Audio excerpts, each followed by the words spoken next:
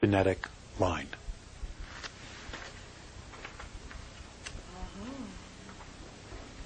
Okay?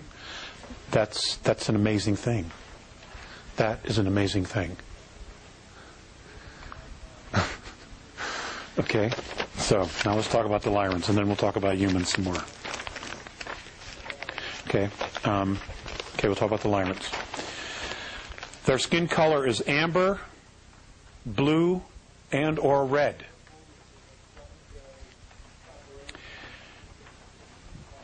The color of the stars in their planetary systems is what caused their skin tint to change.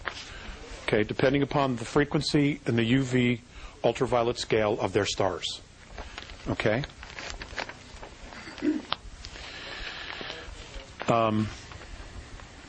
They're mammalian of mammalian descent. Okay? They are the only human race to have full empathy senses and full psionic abilities, and have experienced quantum probability control. I'm still working on that. Okay? Well, you got to understand, these are extraterrestrials who know what this all means. Okay? Okay, I'll read it again. They were the only human beings to have full empathy sense,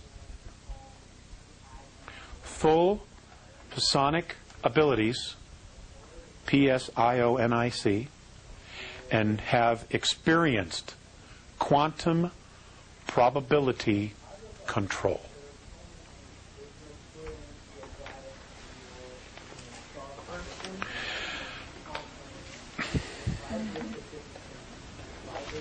Okay. They are also considered today a retired race that has very little intercourse with other main civilizations. In the past, on Earth,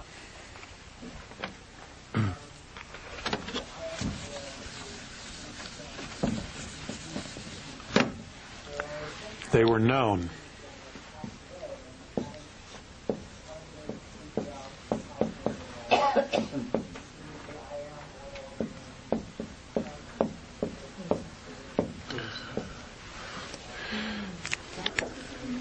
Yes, that's what they were known as.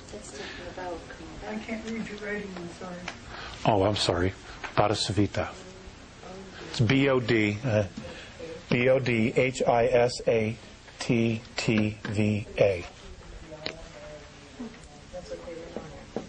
Yep.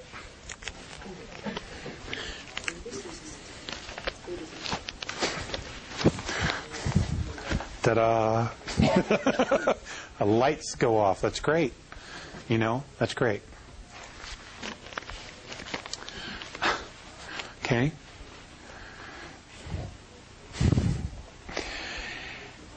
They have been known to monitor and provide guidance for some planetary systems. Some planetary systems today see them as their protectors and guides.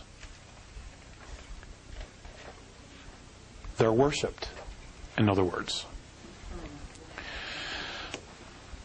What's interesting is that the Lyrans prefer to live on ringed worlds. They just have a preference for living on ringed worlds. And on the Andromedan Council, they are known as an elder race, which carries great prestige on the Council.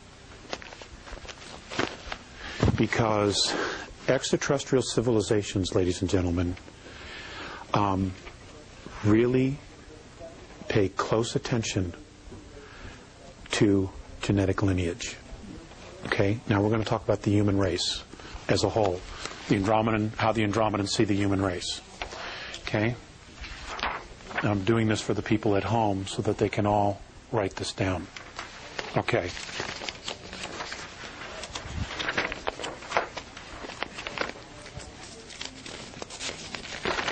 Some of this will be a little bit familiar because I've touched on it, but we're going to talk about it again.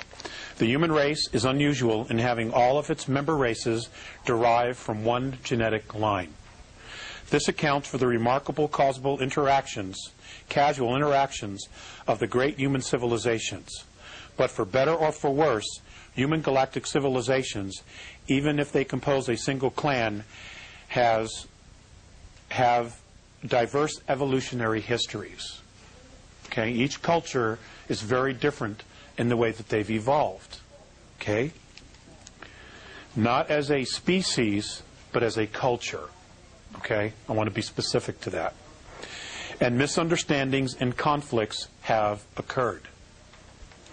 Traditions exist to minimize the likelihood of misunderstandings and to lessen the negative consequences of any miscommunications that might occur. So they put in place, they were sentient enough to know that they needed to put things in place to try to minimize human versus human war. Okay? Well, not on this planet. No, it didn't. You know, and I think they're still working on it. Okay? In addition, the behavior of individuals does reflect on the species and the clan. Okay, now this is an Andromedan race, an Andromedan human race, sharing this with us. Okay? That individuals, the actions of individuals of those races, does reflect on the entire clan. Okay? None are faulted for polite or proper behavior. Informality is always at risk of being misconstrued or miscommunicated. The traditions of human interaction were developed by the ancestors over the ages. When an elder race insists that a new civilization observe traditions, okay, an example, the Andromedans come down, they introduce themselves, they say, okay, boys, it's time to go to the show. Okay? It's time to go to the show. What happens is, in the show being the Andromedan Council, we are being asked to be invited to the Andromedan Council. What they will do is they will teach us the tradition, the proper way of introducing yourself, of acting before all these other civilizations. Because you will be misinterpreted if you walk in, hey, old man, what's happening? You know, it'd be completely misunderstood. Okay?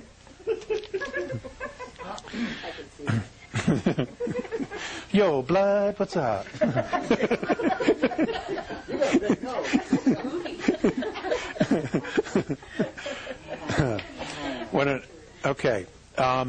That a young civilization observe traditions. It helps the young races build a culture that will function well in galactic civilization, as well as help guarantee that this young race will become a virtuous and productive member of the galactic commonwealth. That's exactly Mornay's verbiage. I took it word for word. The galactic commonwealth. Okay? It is important that all humans be as polite as possible. This helps both the young and the old cultures, because many old are socio-biologically dependent on ritual. They have become so conditioned that this is just the way you do it. And their civilizations, their traditions are so deeply embedded that they're not going to change. Okay? We have that same situation here on our planet. We do. And can be psychologically disturbed by informal and rude behavior. That's what he says. If the occasion calls for it, apologize and then speak only when spoken to. Never touch a fellow elder race person unless you are specifically asked to. Now, that leads me to something that I was taught, which I did when I was brought on board, and I met other races. And this is what the Andromedans do when they meet another race. Okay? And I was taught to teach this to everyone here, which I've done, so I'm going to do it again. When you have a contact and you're standing before an extraterrestrial or extraterrestrials,